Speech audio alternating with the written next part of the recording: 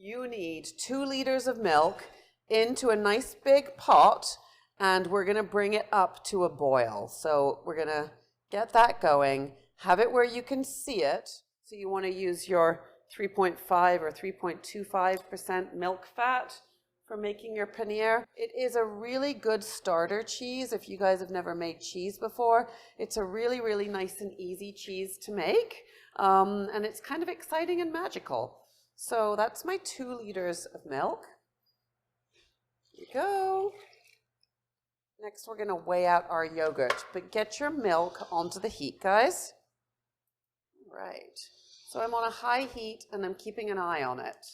So now let's weigh out our yogurt. So the recipe calls for 1 kilo of yogurt. So I'm going to weigh mine, and I'm going to combine it with the apple cider vinegar. So let me turn this on. I have got my 2% yogurt. Here it is. I'm not using Greek yogurt. The recipe actually comes from my friend Addie.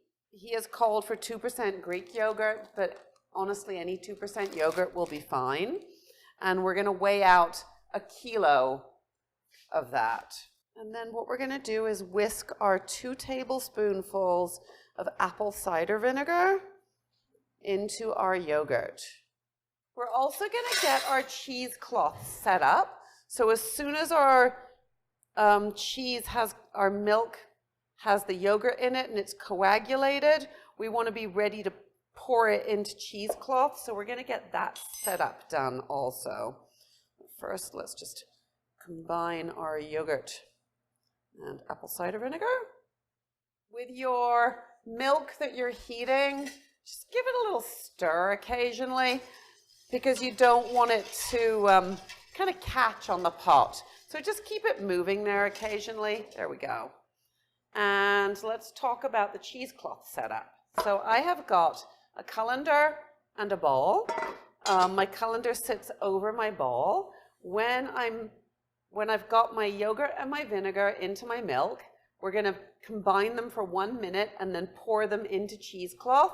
You want your cheesecloth to be sitting in a colander in a bowl. And then you're going to tie it up and leave the way behind in the bowl that's underneath your colander. So I've got some cheesecloth here. And I'm going to do a double layer of my cheesecloth. So I've got a pair of scissors out. You want a big enough piece that you're going to be able to tie up your ball of cheese in.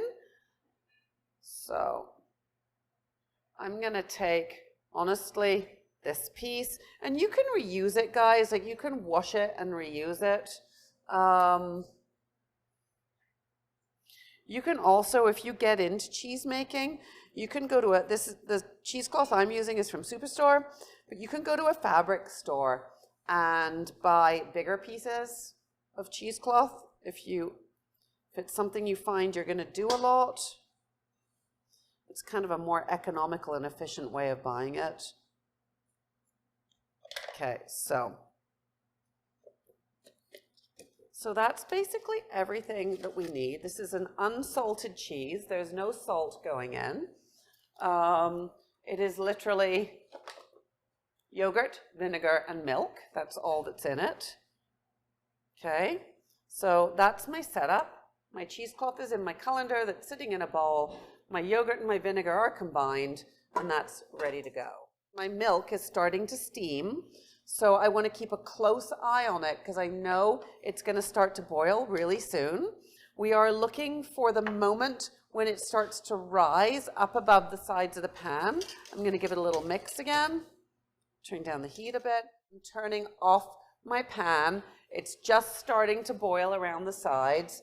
I'm bringing over my cheesecloth and I'm going to pour in my yogurt. There we go. Whisk it in.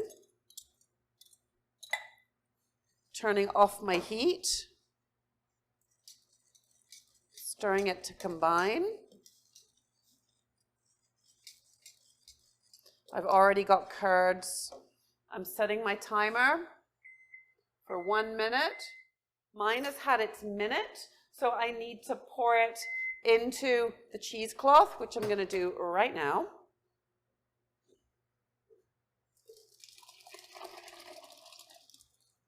go. And I don't want to lose any of my curds, because the curds, if there's any stuck in there, that's your cheese. And then I know it seems a little wasteful, all this whey. If you think that the whey is wasteful, people use it for like the liquid in making bread. There are things you can do with it. Just depends if you're one of those people who likes to kind of utilize all of the kind of things that are left over in your cooking processes. Just to show you this, how much whey I've got, okay? That's like almost a liter and a half of whey there. It's a lot of whey.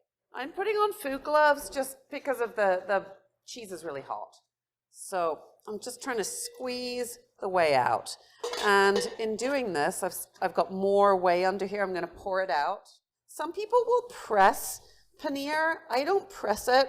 I'm literally just following my Aditya Raghavan method. I'm literally just kind of tightening it up in that cheesecloth and squeezing out the whey. And once you pretty much got all that whey out of it, pretty soon I'm going to look and see if I can turn it out. So some people will press their paneer. The way you do that is you would put it on a wooden cutting board and maybe put another one on top of it, and then something heavy on that, and that'll press it, and you'll get a more compacted piece of cheese. If you don't do that, you get a slightly lighter, less dense piece of cheese, which is how my friend Addie likes to make his. So it's how I have been making mine. His test to make sure that it's where you want it to be is that the cheesecloth comes away from it. I'm also going to sit some paper towel into the bottom of the dish I'm going to have it sitting in. So my little ball of cheese here it is. I'm just going to take a peek at it and see if the cheesecloth is coming away easily, and it is. So if the cheesecloth easily pulls away from your cheese, you know it's good to unwrap. I can just easily unwrap it like that, and I kind of love it because you can see the pattern of the cheesecloth in it. So I have this lovely bouncy ball of cheese here, and I'm going to go pop that in my fridge to cool off.